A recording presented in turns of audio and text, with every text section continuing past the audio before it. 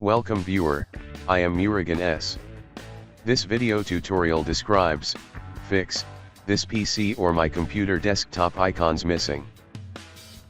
Right click, click personalize.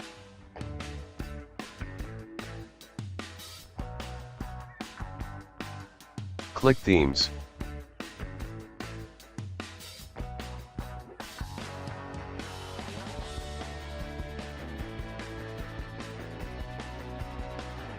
Click desktop icon settings. Select all desktop icons.